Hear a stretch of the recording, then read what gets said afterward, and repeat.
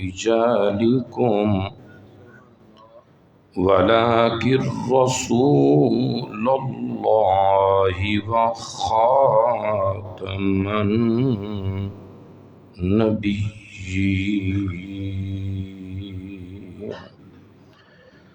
وكان الله بكل شيء عليما.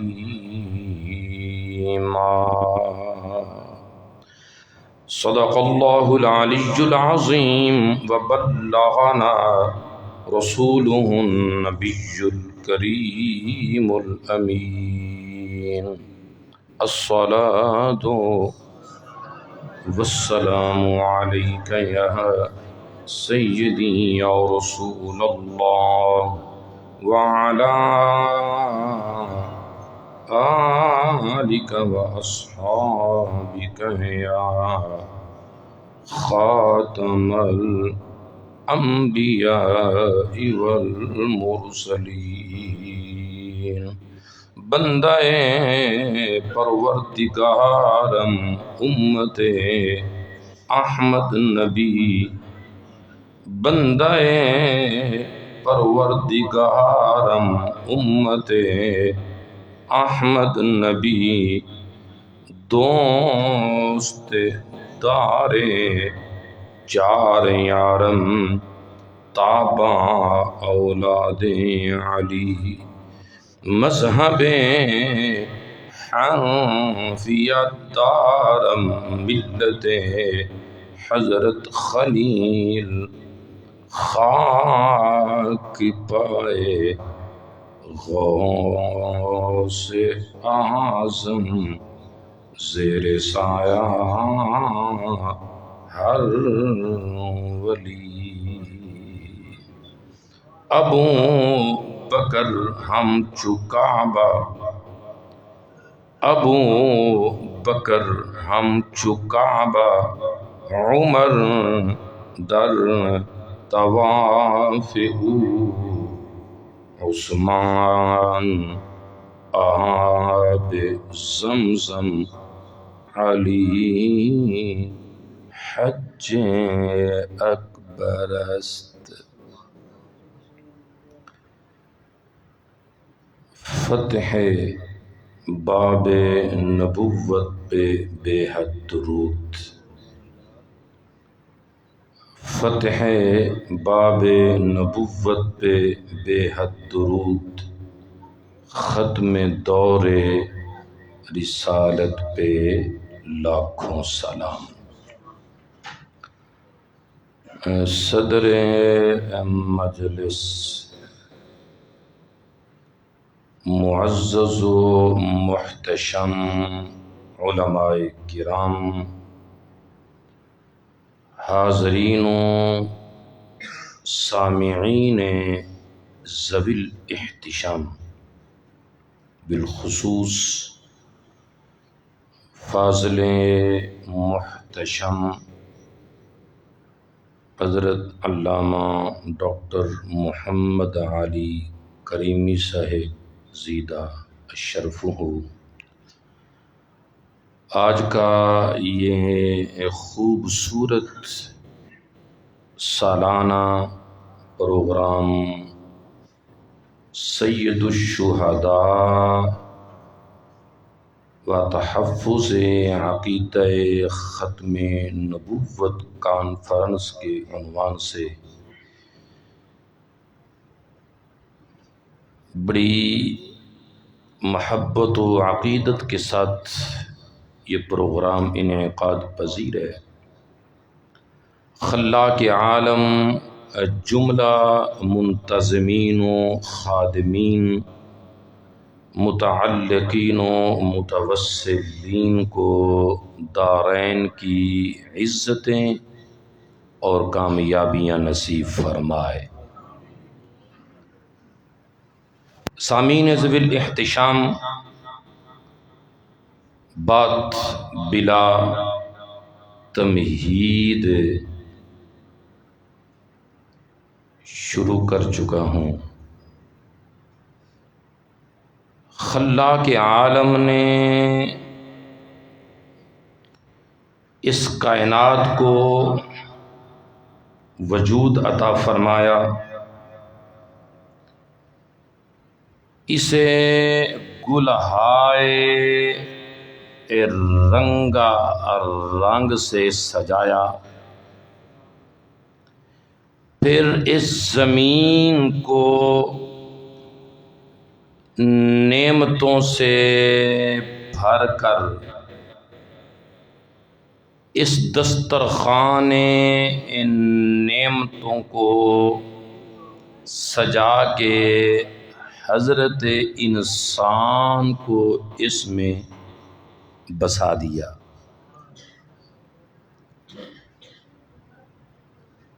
اس خالق و مالک کے حضرت انسان پر جہاں اربوں کھربوں بلکہ ان گنت احسانات ہیں، وہاں اس مالک کا سب سے بڑا احسان یہ ہے کہ اس نے حضرت انسان کو اپنی مشیت و رضامندی سے آگاہ کرنے کے لیے سلسلہ انبیاء کو جاری فرمایا۔ آپ کی توجہ ہے میری طرف؟ وقتاً فوقتاً انبیاء کرام کی جلوہ گری ہوتی رہی، وہ بندوں کا رب کے ساتھ ٹوٹا ہوا رشتہ جوڑتے رہے، چند جزوی تبدیلیوں کے علاوہ دین اسلامی چلتا رہا، حتیٰ کہ جب باری آئی آمینہ کے لال کی، نبی بے مثال کی، تو خلاق عالم نے آپ کے سر پر ختم نبوت کا تاج سجا کر اکمال دین و اتمام نعمت کے ساتھ آپ کو مبعوث فرما دیا۔ ارشاد باری تعالی ہوا، ابھی آپ نے اس آیہ کریمہ کو سماعت بھی فرمایا، خالق کائنات فرماتا ہے الیوم اکملت لکم دینکم واتممت علیکم نعمتی ورضیت لکم الاسلام دینا۔ اے میرے محبوب اور اس کے امتیوں، آج کے دن میں نے تمہارے لیے تمہارے دین کو مکمل فرما دیا ہے، اور وہ نعمت نبوت جس کا آغاز ذات آدم سے ہوا، اتممت علیکم نعمتی، ذات مصطفیٰ پر اس نعمت کو تمام فرما دیا ہے، ورضیت لکم الاسلام دینا، اور اسلام کو ہی تمہارے لیے بطور دین پسند فرمایا ہے۔ اب توجہ کیجئے، اکمال دین ہو چکا، اکمال دین ہو چکا، اتمام نعمت ہو چکی، دین اسلام کو ہی اللہ تبارک و تعالی نے قیامت تک کے لیے بطور ضابطہ و قانون امت کے لیے پسند فرمایا۔ ان الدین عند اللہ الاسلام ومن یبتغی غیر الاسلام دینا فلن یقبل منہ۔ اب جب کہ یہ اعلان ہو چکا، خالق ارض و سماوات یہ فرما چکا، اکمال دین ہو چکا، اس کے بعد جو کوئی دعوی نبوت کرے،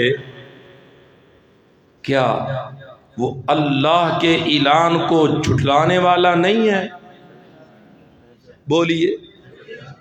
اللہ تبارک و تعالی کے فرمان اتمام نعمت و اکمال دین کے اعلان کی تکذیب کرنے والا نہیں، تو جو شخص اللہ کے فرمان کی تکذیب کرے، اللہ کے اعلان کو جھٹلائے، وہ کافر ہوتا ہے۔ لہذا مرزا قادیان اور اس کے جملہ پیروکار اللہ رب العالمین کا اعلان جھٹلانے اور اس کے پاک فرمان کی تکذیب کرنے کے سبب دائرہ اسلام سے، ڈھلا نہیں بولنا، دائرہ اسلام سے خارج ہے۔ سورہ بقرہ اٹھا کے دیکھیے، اللہ تبارک و تعالی نے متقی اور مومن لوگوں کی صفات بیان فرمایا الذین یؤمنون بالغیب، وہ غیب پر ایمان رکھتے ہیں، ویقیمون الصلاۃ، نماز قائم کرتے ہیں، ومما رزقناہم ینفقون، ہمارے عطا کیے ہوئے رزق میں سے ہماری راہ میں خرچ کرتے ہیں۔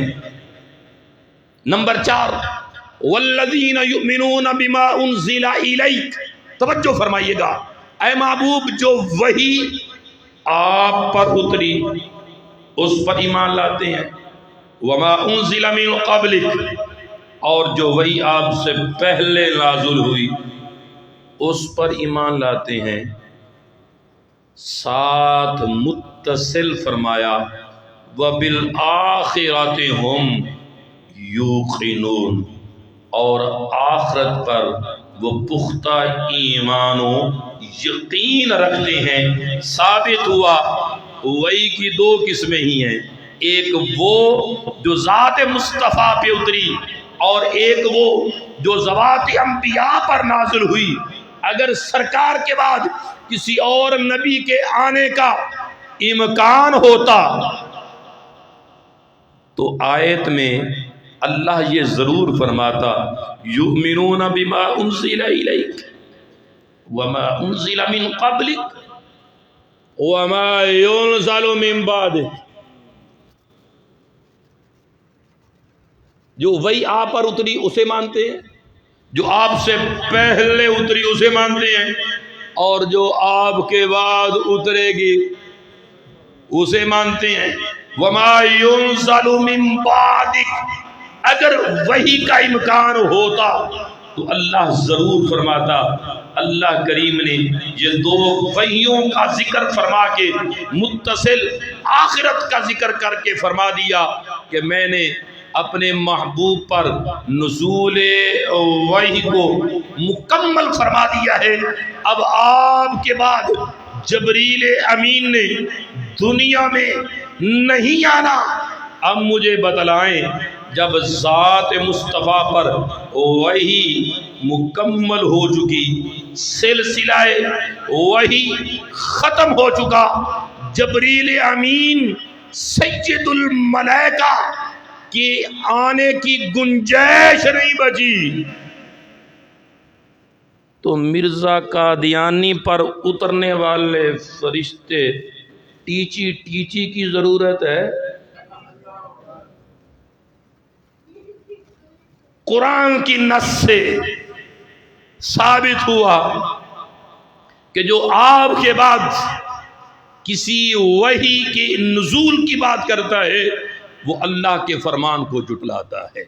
نمبر 3، ارشاد باری تعالی ہوا وَآمِنُوا بِمَا أَنزَلْتُ مُصَدِّقًا لِمَا مَعَكُمْ، اور ایمان لاؤ تم اس کتاب پر جو میں نے نازل فرمائی جو تصدیق کرنے والی ہے ان کتابوں کی جو تمہارے پاس ہیں، تورات کی، انجیل کی، زبور کی، آپ سے پہلے نازل ہونے والے صحیف کی حقانیت کی تصدیق کرنے والی ہے۔ مصدق، تصدیق اس کی ہوتی ہے جو پہلے ہو، خوشخبری و بشارت اس کی ہوتی ہے جو بعد میں ہو۔ قرآن مصدق ہے، مبشر نہیں ہے۔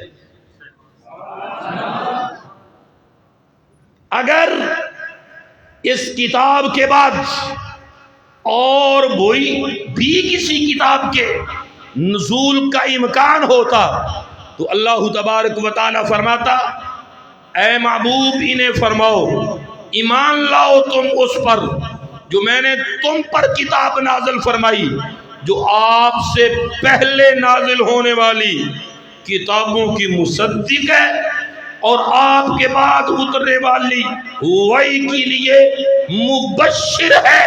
فرمایا نانا، قرآن مبشر نہیں کہ آپ کے بعد نازل ہونے والی کسی وحی کی بشارت دے، یہ تو مصدق ہے، آپ سے پہلے آنے والی ساری کتابوں اور وحیوں پر تصدیق کی مہر لگانے والی کتاب ہے۔ نمبر 4 فرمایا وَإِذْ أَخَذَ اللَّهُ مِيثَاقَ النَّبِيِّينَ لَمَا آتَيْتُكُم مِّن كِتَابٍ وَحِكْمَةٍ ثُمَّ جَاءَكُمْ رَسُولٌ مُصَدِّقٌ لِّمَا مَعَكُمْ۔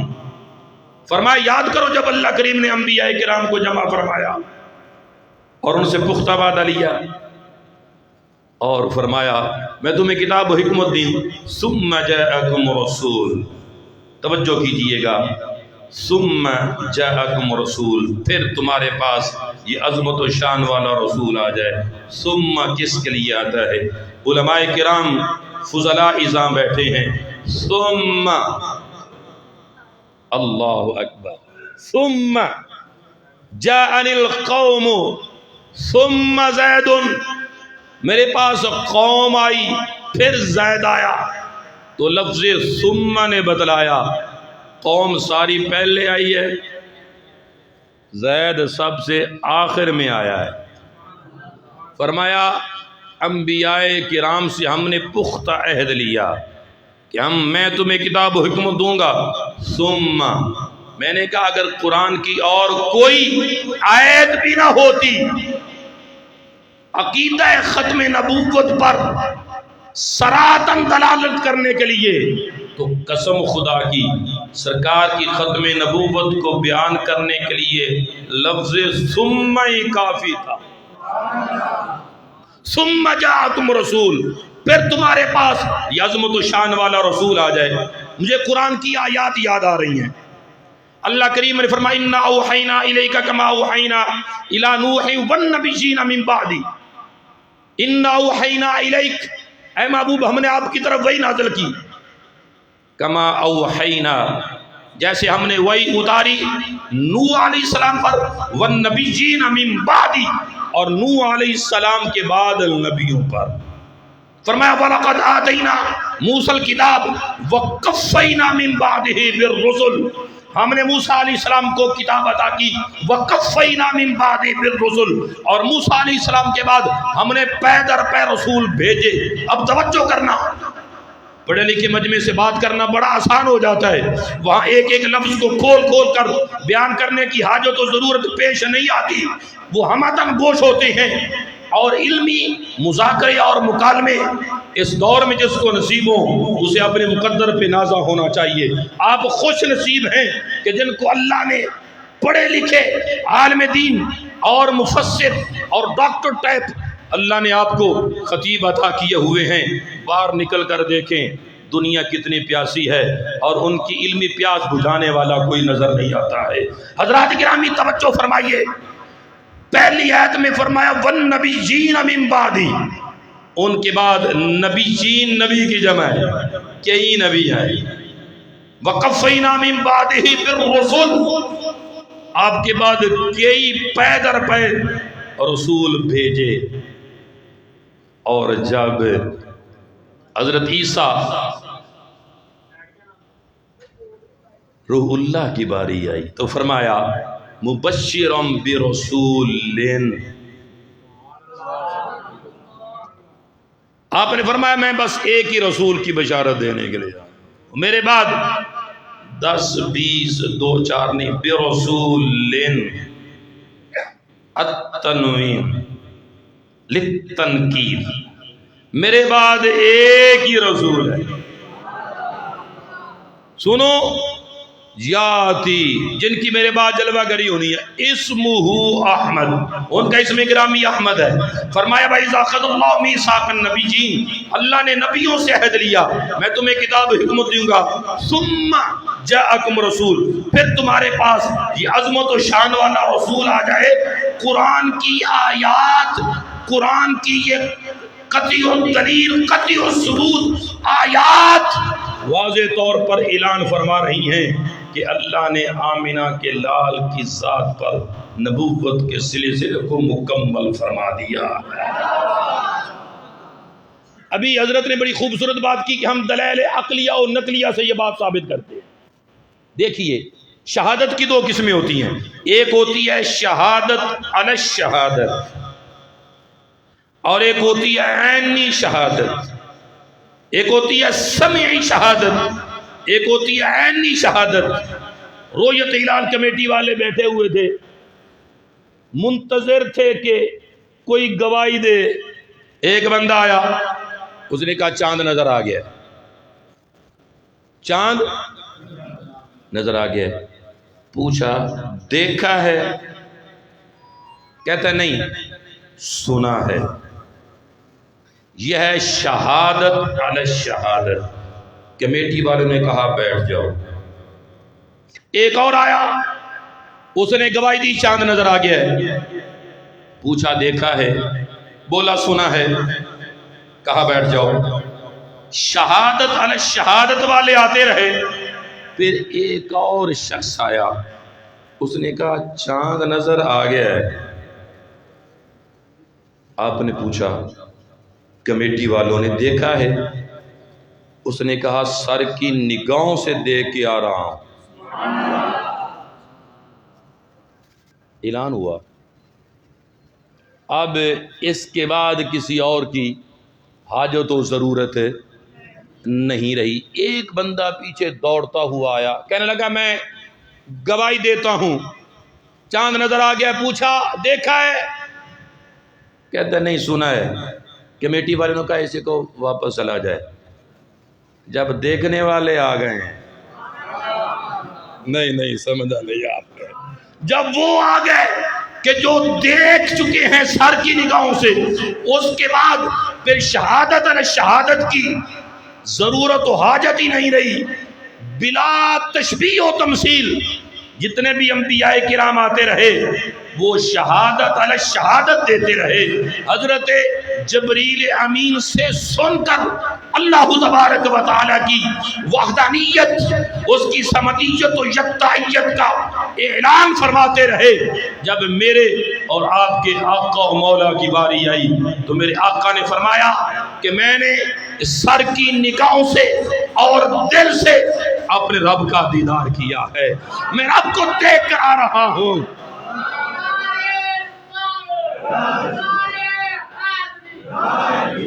میں سر کی نگاہوں سے دیکھ کر آ رہا ہوں۔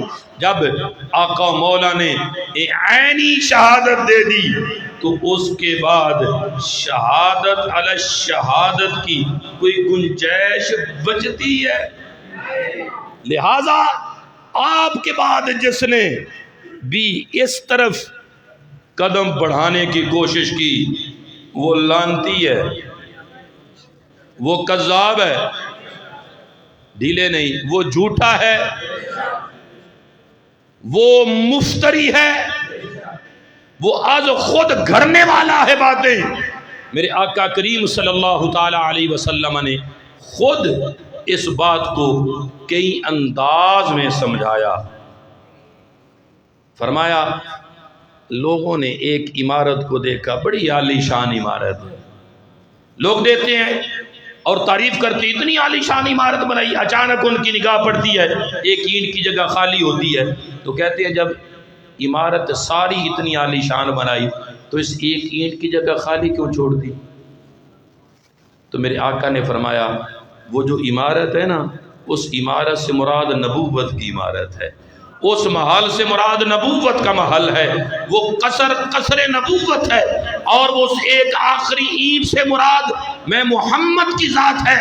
جب میں آیا ہوں تو میری آمد سے اللہ نے قصر نبوت کی عمارت کو مکمل فرما دیا ہے. یہ مسجد طلحہ یہ بڑی خوبصورت دعوت نظارہ دے رہی ہے. یہ سامنے محراب کی طرف دیکھیے، یہ سامنے دیوار کی طرف دیکھیے، یہ کمپلیٹ ہے؟ بولیے مکمل ہے؟ آپ کسی انجینئر کو بلائیں، جائیے کسی انجینئر کو لے کے آئیں، اسے کہیں کہ جناب آپ بڑے پڑھے لکھے ہیں، آپ کے پاس بڑی ڈگریاں ہیں، یہ سامنے دیوار میں ایک اینٹ لگا دیں. ایک اینٹ لگانی ہے بس. وہ کہے گا حضرت یہ دیوار تو مکمل ہو چکی، یہ تو مکمل ہو چکی ہے، اب اس میں گنجائش ہی کوئی نہیں. بھائی اینٹ لگانے کی دو ہی صورتیں ہو سکتی ہیں نا، یا تو یہ کہ پہلے سے جگہ موجود ہو آپ اس جگہ پہ رکھ دیں، یا پھر یہ ہے آپ اگر بزد ہی ہیں اینٹ لگانے کے لیے تو پھر اس کی دوسری صورت یہ بنتی ہے کہ آپ پہلی اینٹوں میں سے کسی اینٹ کو نکال دیں، وہاں نہیں رکھ دیں. اس کے جو اور کوئی صورت نہیں ہو سکتی. جب قصر نبوت مکمل ہو چکا ہمارے آقا و مولا کی آمد سے، سرکار نے فرمایا انا العاقب والعاقب الذی لیس بعدہ نبی. فرمایا میں عاقب ہوں، میں عاقب ہوں. فرمایا عاقب وہ ہوتا ہے جس کے بعد اور کوئی نبی نہیں ہوتا. جب میں آیا ہوں تو یہ قصر نبوت کی عمارت مکمل ہو چکی.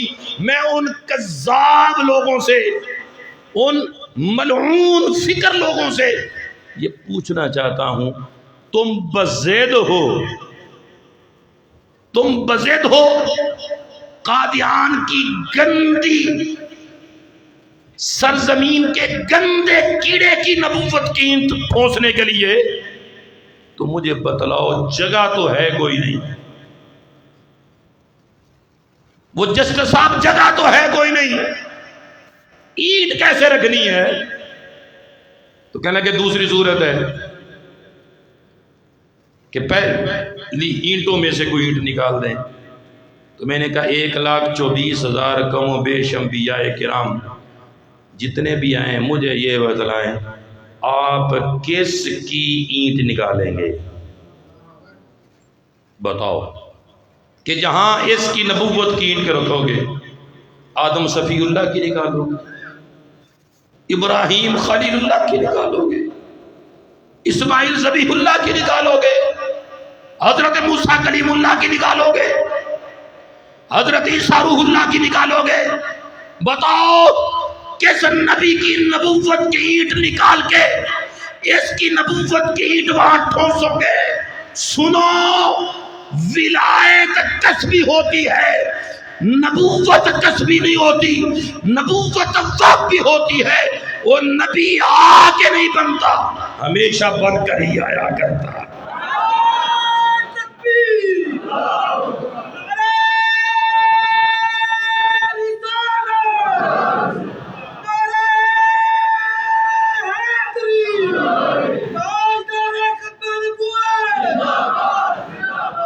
جن کو اللہ کریم نے بھیجنا تھا، نبوت کا تاج عطا فرمانا تھا، ان کو رب نے عالم ارواح میں اس اجلاس میں بلا لیا تھا، اس میں بلا لیا تھا، اور پھر فرما دیا تھا مصدق لما معکم، وہ تصدیق کرنے والا ہے. تو مصدق ہمارے آقا کا ایک وصف مصدق ہے. یہ پیچھے لکھا ہے، یہ دیکھیں، یہ طیب سے اوپر کیا لکھا ہے؟ صدق یصدق تصدیقا فہوا مصدق، تصدیق کرنے والا. تصدیق کرنے والا ہمیشہ انہی کی تصدیق کرتا ہے جو پہلے ہوتے ہیں۔ اس کے جھوٹا ہونے کے لیے یہی دلیل کافی ہے، یہ ہمارے آقا و مولا کے بعد ہے، سرکار کے بعد ہونا اس کے کذاب ہونے کی دلیل ہے۔ میں قربان جاؤں، قائد ملت اسلامیہ امام الشاہ احمد نورانی صدیقی رحمہ اللہ تعالی نے فرمایا یہ جو 100 روپے کا نوٹ ہے یہ بغیر تصدیق کے نہیں چل سکتا، تو نبوت کا سکہ بغیر آمنہ کے لال کی تصدیق کے کیسے چل سکتا؟ جس نے نبی بننا تھا اسے ذات مصطفیٰ سے تصدیق کی حاجت و ضرورت تھی۔ پھر کبھی ذلی، کبھی بروزی، کبھی عکسی، اور نہ جانے قسم قسم کی۔ میں حیران ہوتا ہوں، ابھی مسجد میں داخل ہوا تو خوشبوؤں کے حلے آ رہے تھے، ٹھیک ہے جی، اور پھر وقتاً فوقتاً خوشبو آتی ہے، تو گلاب کی خوشبو کو چھوڑ کر جی گلاب کی خوشبو کو چھوڑ کر جو خوشبو انسان کے دل و دماغ کو معطر کرنے والی ہو اس سے منہ موڑ کر جو کوئی پیپ و گند کے اندر منہ ڈالنے والا ہو تو کائنات میں اس سے بڑھ کر بدبخت اور بے وقوف کون ہو سکتا ہے؟ اللہ تبارک و تعالی نے ہمیں وہ نبی عطا فرمائے۔ لقد کان لکم فی رسول اللہ اسوۃ حسنہ، جن کے اسوہ کو اللہ نے ساری کائنات کے لوگوں کے لیے نمونہ بنا دیا، اور جن کو اللہ نے سیرت و صورت وہ عطا فرمائی کہ کائنات میں ان جیسا کسی اور کو بنایا ہی نہیں۔ مجھے یاد آ رہے ہیں تاجدار گولڑا پیر سید مہر علی شاہ، ذرا تصور تو کریں، ہمارا مزاج ہی نہیں ہے ہم تقابل کریں، لیکن کیا کریں، اللہ اکبر، لوگوں کو سمجھ نہیں آتی۔ تاجدار گولڑا نے ترجمانی فرمائی، آپ فرما دینے کہ اس صورت تنو میں جانا کھا جانا نکے جانے جہانا کھا، محبت سے بولیے سبحان اللہ۔ اس صورت انو میں جانا کھا جانا کہ جہان جہان کھا، سچ آکان تے رب دی نشانہ کھا، جس شان نو تو شانہ سب بڑھیا۔ اور خود مرزا غلام قذاب قادیانی کی سیرت کیا، اس کی غلاظت کا تذکرہ کرنے والوں نے لکھا کہ اسے سلسلے بول کا مرض تھا اور گڑ کھانے کی بھی بڑی اسے شوق تھا۔ وہ اس جیب میں گڑ ڈالتا تھا اور اس جیب میں مٹی کے روڑے ڈالتا تھا۔ تو کہتے ہیں کہ ہمارے حضرت پہ جذب کی کیفیت ایسی ہوتی تھی کہ گڑ کی جگہ پہ مٹی رکھ لیتے تھے، جہاں گڑ کھانا ہوتا تھا وہاں مٹی کھاتے تھے، اور جہاں مٹی رکھنی ہوتی تھی وہاں گڑ رکھا کرتے۔ اب تصور کر سکتے ہیں، خود کہتا ہے کہ میں 1 گھنٹے میں 100 مرتبہ پیشاب کرتا ہوں۔ بیماریوں کا مخبوط الحواس، اس کے لیے میرے پاس الفاظ نہیں ہے اس کا ایک جملہ یاد رکھیے، اس نے کہا تھا جو مجھ پر ایمان نہیں لاتے وہ کنجری کی اولاد ہے۔ پوری امت مسلمہ کو اس نے گالی دی، لیکن میں نے کہا ہم ثابت کرتے ہیں، تیری اس جملے سے ثابت کرتے ہیں کہ تو کنجری کا بچہ ہے۔ وہ کیسے؟ کہ اس کا جو سگا بھائی تھا نا وہ اس پر ایمان نہیں لایا۔ میں نے کہا تیرا بھائی پھر کیا ہوا؟ بولیے، اس کا بھائی پھر اس کے اس قول کے مطابق کیا ہوا؟ کنجری کا بچہ۔ تو یہ خود کیا ہوا؟ یہ خود بھی کنجری کا بچہ ہے اور اس کے سارے پیروکار بھی کنجری کے بچے ہیں۔ تاریخ اسلام اٹھا کے دیکھیے، امت مسلمہ نے عقیدہ ختم نبوت کا تحفظ کے لیے ہمیشہ سینے پر گولیاں کھائی ہیں۔ امت نے کبھی عقیدہ ختم نبوت کے تحفظ کے لیے کمر نہیں دکھائی۔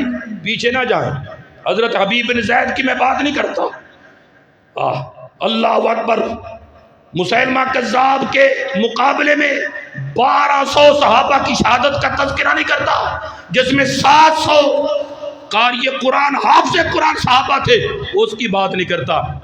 یہ 1953 کی تاریخ ختم نبوت چلی، اس وقت مسجد وزیر خان یہ مرکز تھا، کرفیو لگ گیا، اذان پر نماز پر پابندی ہو گئی۔ ایک نوجوان کے دل میں خیال آیا، جس آقا کے صدقہ ساری زندگی کھاتے رہے ہیں، آج ان کے دین پر مشکل وقت ہے، آج لک چھپ کے جان بچانا یہ غیرت گوارا نہیں کرتی۔ اس نے کرفیو کی خلاف ورزی کی، باہر نکلا اور اونچی جگہ پہ کھڑے ہو کے اس نے صدائے حق بلند کی، آذان کہی،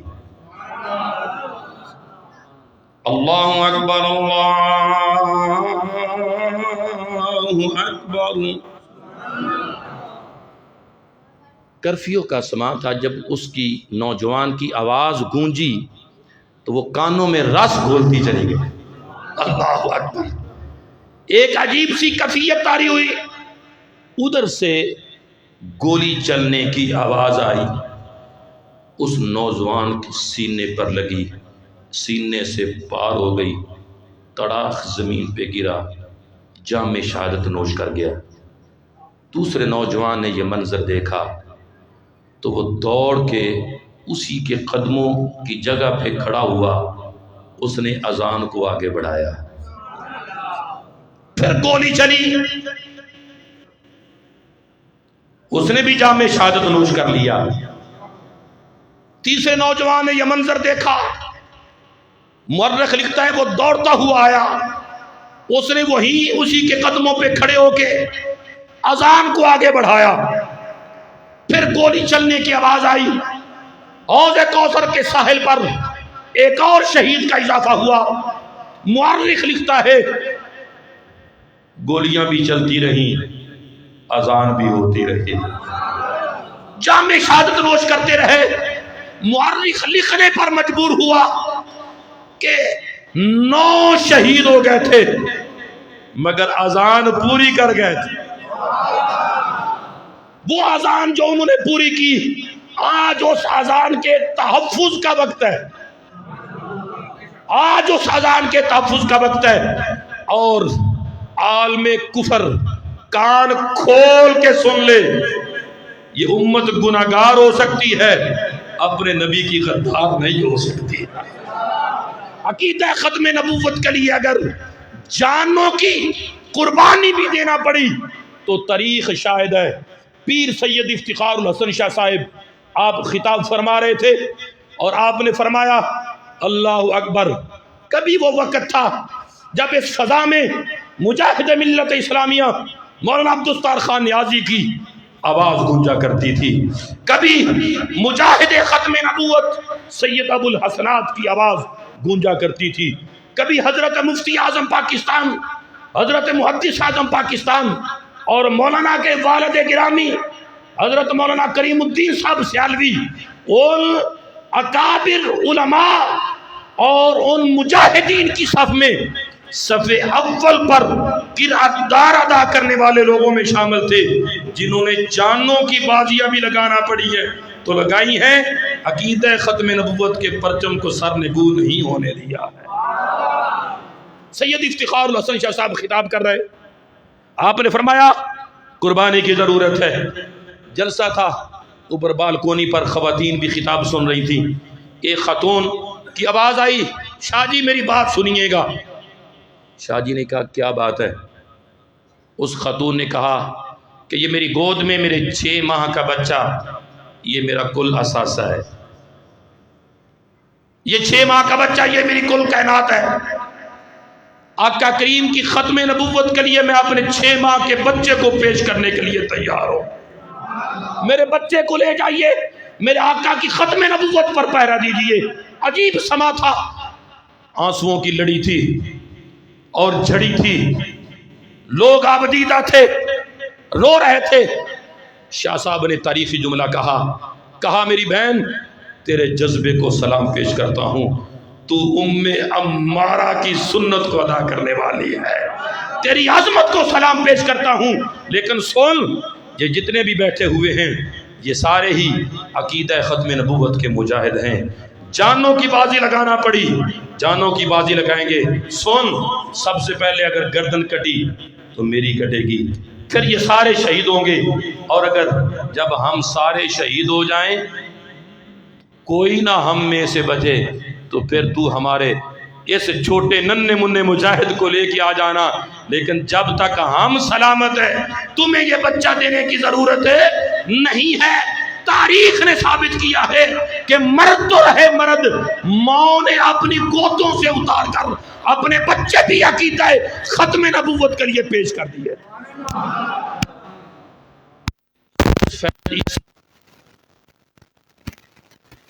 پر وہ بیٹھا ہوا ہے، اس سے پہلے نہیں کچھ جج بیٹھے تھے؟ بولیے، جس نے غازی ممتاز حسین قادری کو پھانسی کی سزا سنائی، لوگوں کو اس جج کا نام بھی نہیں آتا۔ جس جج نے آسیہ ملونہ کو رہا کیا، لوگوں سے پوچھیں، لوگ کہتے ہیں ہمیں نہیں پتا اس کا وہ جج کون تھا۔ جس نے غازی علم الدین شہید کو 1929 میں سزائے موت سنائی، زمانے سے پوچھ رہے وہ جج کون تھا، کہتے پتہ نہیں مر کب کیا ہوگا، کوئی نام نہیں جانتا۔ لیکن غازی علم الدین شہید کو ماں ملنے کے لیے آتی ہے، کال کوٹڑی میں ماں رونے لگ پڑتی ہے، تو بیٹا کہتا ہے اماں جی کیوں رو رہی ہیں؟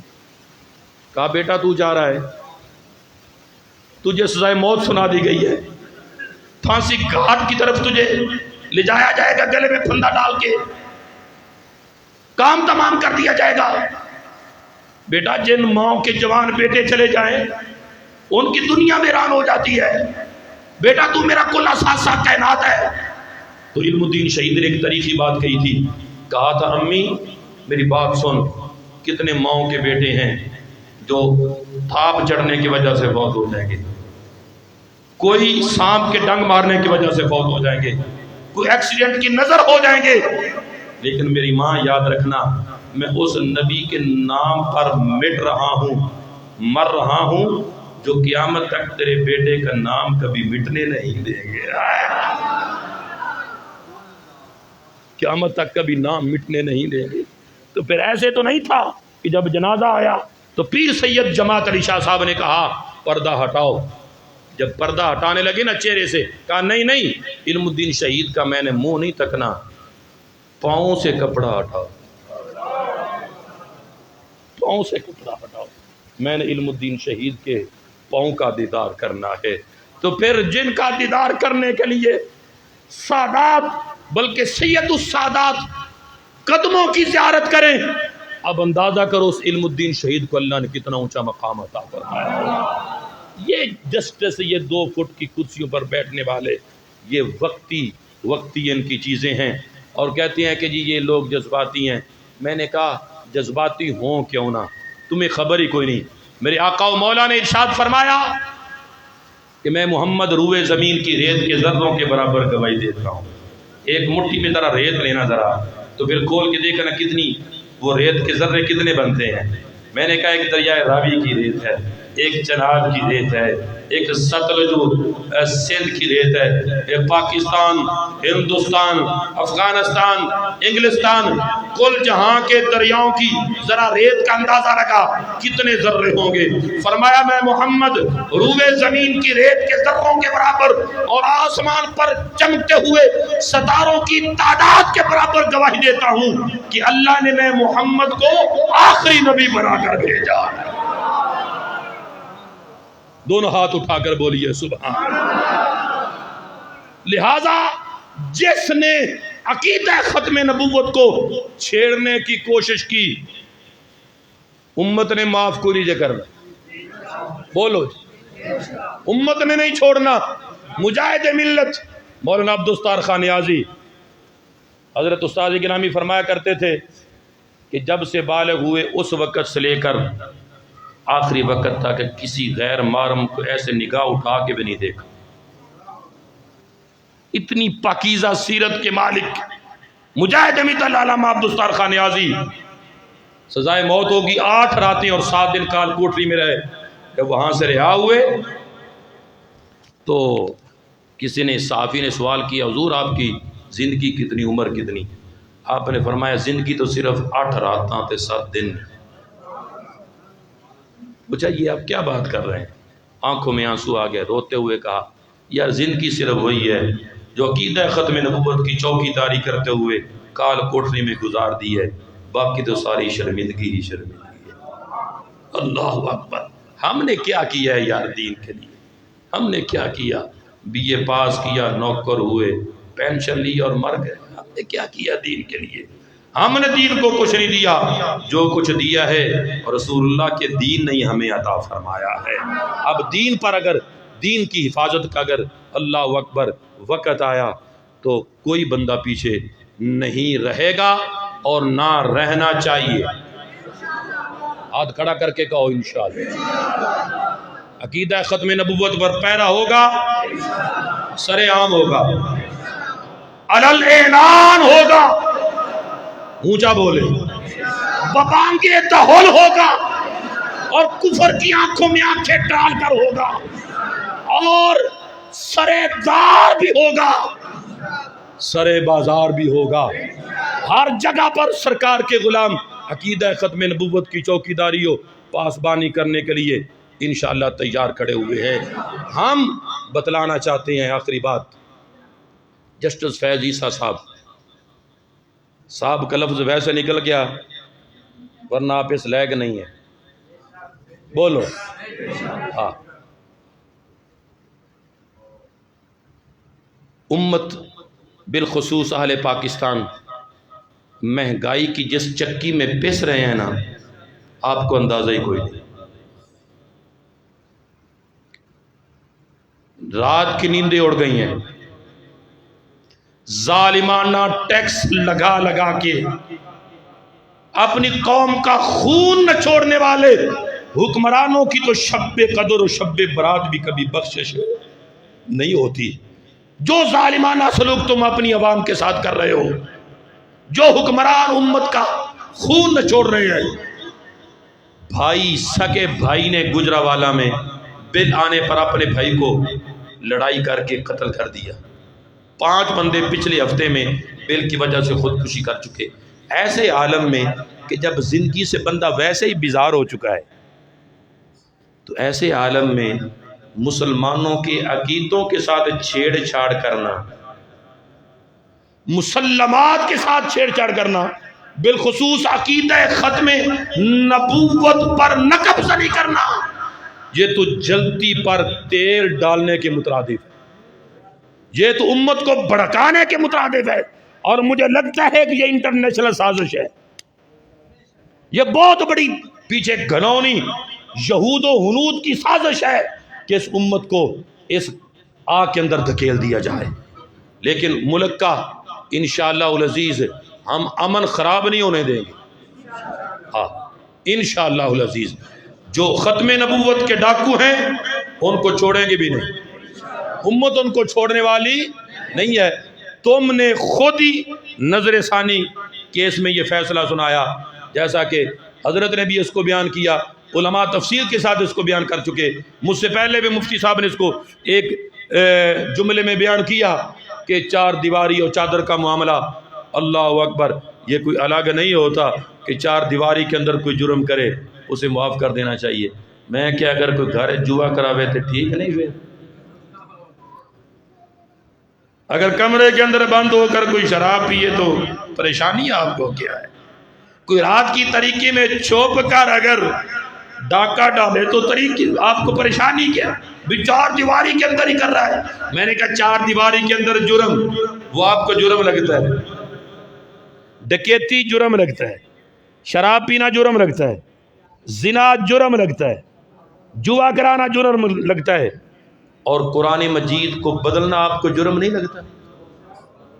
قرآن کے معنی تبدیل کرنا جرم نہیں لگتا؟ قرآن کے اندر تعریف کرنا جرم نہیں لگتا؟ امت کیسے برداشت کر سکتی ہے؟ لہذا ہمیں آپ مجبور نہ کریں، امت کو آپ مجبور نہ کریں کہ آپ کے لیے کل کلاں کسی کتے کی رسی، کتے کے گلے میں رسی ہو اور اس کو پکڑ کر اوپر کوئی آپ کا نام لکھ رہا ہو اور پھر آپ کہیں کہ جی میری تذلیل ہو رہی ہے، تو لوگ کہیں آپ کو پریشانی کون سی ہے؟ ہم اپنی چار دیواری کے اندر ہی تو کر رہے ہیں، پھر آپ کو پریشانی ہوگی. لہذا فی الفور بلا کسی توقف و تأمل کے اپنے اس کیے ہوئے فیصلے کو پر نظر ثانی کرتے ہوئے واپس لیں اور امت کو اس پریشانی سے آپ نکالیں. مار روڈ پہ ایک نوجوان پنجاب یونیورسٹی کے باہر نکلا تو دیکھا کہ تھوڑا سا فاصلے پہ کچھ لوگ اور پولیس باہمی گتھم گتھا ہے، پولیس والے ان کو مار رہے ہیں. اس نوجوان نے پوچھا یہ کیا ہو رہا ہے؟ تو کسی طرف سے آواز آئی کہ وہ ختم نبوت کے پاسبان ہیں، پولیس ان کو مار رہی ہے. وہ یہ نعرہ لگاتے ہیں تاجدار ختم نبوت، 3 مرتبہ بولنا ہے تاجدار ختم نبوت، ہاتھ اٹھا کے بولنا ہے تاجدار ختم نبوت. اب اس نوجوان نے جب بات سنی نا، لمبی چوڑی تقریروں سے بھی بات نہیں بنتی، اللہ جس کو سمجھ دے ایک جملہ ہی کافی ہوتا ہے اس کے لیے. اللہ اکبر.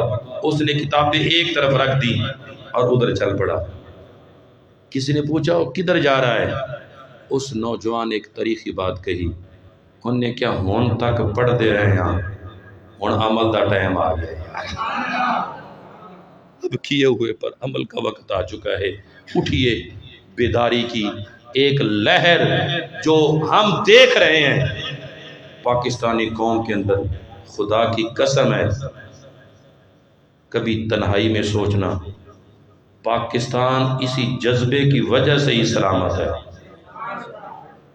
اسی فکر کے وجہ سے ہی سلامت ہے. جو اوپر بیٹھے ہوئے ہیں نا، نیچے سے لے کر اوپر تک، وہ کیسے اس کے وجود کو نچوڑ رہے ہیں، خود ان سے پوچھئے. وہ خود پاکستان کے وجود کے بارے میں خود سوچتے ہیں. ہمیں نہیں پتا یہ کیسے کھڑی ہے، یہ عمارت کیسے کھڑی ہے. تو یہ اسی وجہ سے کھڑی ہے کہ ان اہل ایمان کے دلوں میں سرکار کی عزت و نموز پر پہرا دینے کا اللہ نے جو جذبہ رکھا ہے وہ اپنی مثال آپ ہی ہے. ابن خطل کعبہ کے پردوں کے اندر چھپ جاتا ہے. تم جو چار دیواری کی بات کرتے ہو نا، ابن خطل کعبہ کے پردوں کے اندر چھپتا ہے. مکہ المکرمہ فتح ہوتا ہے. آمینہ کے لال اعلان فرماتے ہیں لا تثریب علیکم الیوم، فرمایا آج تم کسی پر مواخذہ نہیں ہے. میں تمہارے لیے وہی اعلان کرتا ہوں جو میرے بھائی یوسف نے اپنے بھائیوں کے لیے اعلان کیا تھا. ایک بندہ دوڑتا ہوا بارگاہ مصطفیٰ میں حاضر ہوتا ہے، عرض کرتا ہے یا رسول اللہ، وہ جو ابن خطل ہے، وہ جو آپ کی شان میں گستاخی بکا کرتا تھا، وہ کعبہ کے پردوں کے اندر جا کے چھپا ہوا ہے، آپ فرمائیں اس کا کیا کرنا ہے؟ آمینہ کے لال نے فرمایا جو کعبہ کے اندر، کعبہ کے پردوں کے اندر چھپا ہوا ہے. عرض کیا کہاں یا رسول اللہ؟ صحابی نے کیوں پوچھا؟ مکہ کے گھروں میں پورے شہر میں معافی کا اعلان ہو چکا ہے. وہ جو کعبہ ہے، کعبہ شریف تو ویسے امن کی جگہ ہے، اس میں داخل ہے، پردوں کے اندر چھپا ہے. آقا اس کے بارے میں کیا حکم ہے؟ آمینہ کے لال نے فرمایا اس کے بارے یہ حکم ہے اس کو وہیں پر واصل جہنم کر دو. صحابی رسول نے ابن خطل کو کعبہ کے پردوں کے اندر ہی واصل جہنم کر دیا. قیامت تک آنے والوں کو بتایا لوگ آئیں گے جو چار دیواری کی بات کریں گے، چار دیواری کی بات کریں گے، انہیں بتا دینا باقی چار دیواریوں کی اوقات کیا ہے. گستاخ رسول کو کعبہ کی چار دیواری بھی پناہ نہیں دے سکتی ہے. گستاخ رسول کعبہ کے پردوں کے اندر بھی چھپ جائے تو کعبہ کے پردے بھی گستاخ رسول کو بچا نہیں سکتے ہیں. لہذا آنکھیں کھول کے ہوش کے ناخن لے کر یہ فیصلہ کرو کہ تاجدار ختم نبوت، تاجدار ختم نبوت، فتح باب نبوت پہ بے حد درود، فتح باب نبوت پہ بے حد درود، ختم دور رسالت پہ لاکھوں سلام. ابھی آگے مہینہ آنے والا ہے، ستمبر کا مہینہ آنے والا ہے، یہ اگست ہے، اگلا مہینہ 7 ستمبر کی تاریخ، 7 ستمبر کی تاریخ 1974، 7 ستمبر یہ وہ تاریخی دن تھا جس دن قائد ملت اسلامیہ امام شاہ احمد نورانی، ان کی عظمت کو سلام. مجھے ایک بندے نے بات کی، میرا کلیجے میں ٹھنڈ پڑ گئی. اس نے کہا پاکستان میں جتنے بھی سیاستدان ہوئے ہیں نا، ان کے کردار کی وجہ سے کارٹون بنائے گئے ہیں، چاہے وہ مذہبی سیاستدان تھے یا غیر مذہبی سیاستدان تھے. لیکن کہتے ہیں کہ پاکستان کی تاریخ میں، سیاسی تاریخ میں 2 شخصیات گزری ہیں کہ کسی کارٹونسٹ کو ان کے کردار پر کارٹون بنانے کی جرت پیدا نہیں ہوئی. ایک مجاہد ملت علامہ نیازی تھے، دوسرے قائد ملت اسلامیہ امام شاہ احمد نورانی صدیقی تھے. ایسی پاکیزہ زندگی گزار کر وہ دنیا سے تشریف لے گئے. یہ جو ان کو غیر مسلم اقلیت قرار دیا گیا، ان میں آپ کے اکابرین کی بڑی قربانیاں ہیں، آپ کے اکابرین کی بڑی کاوشیں ہیں. اللہ اکبر کبیرہ، ساری رات کتابیں کھنگالیں، کتنے دنوں تک ان کی کتب کو پڑھا، قرآن و حدیث کو پڑھا. پھر جا کر اللہ اکبر، وہ جب مرزا ناصر اسمبلی میں گفتگو کرتا تھا تو جب سرکار کا نام لیتا تھا تو درود پاک پڑھتا تھا اور سر جھکاتا تھا. ایسے عالم میں جب وہ ایسی فریبی اور دھوکہ دہی کے انداز میں جب سرکار کا نام لیتا، درود پاک پڑھتا، تو لوگوں کو سمجھانا یہ بڑا مشکل تھا کہ یہ گستاخ رسول ہے. یہ کردار امام شاہ احمد نورانی صدیقی کا ایک تھا کہ اس وقت پھر یہ مجبور ہوئی پارلیمنٹ اور انہوں نے یہ فیصلہ دیا. جو ہمارے چیف جسٹس صاحب ہیں، ان کا فیصلہ قرآن و سنت سے ہی متصادم نہیں ہے، پاکستانی آئین کے بھی متصادم ہے. لہٰذا ہم اس جامعہ مسجد کے اس نمائندہ اجتماع میں سارے ذمہ داران سے اپیل کرتے ہیں اس فیصلے کو واپس لو. ہاتھ کھڑا کرو، اس فیصلے کو اور عقیدہ ختم نبوت کے قانون کو بحال کرو اور اس میں قطعی طور پر کسی قسم کی چھیڑ چھاڑ کرنے کی جرت نہ کرنا، ورنہ پھر امت اپنا کردار ادا کرنے کے لیے تاریخ اور مثال رقم کر دے گی. اللہ تبارک و تعالی ہماری کاوشوں کو قبول فرمائے. وآخر دعوانا الحمدللہ رب العالمین.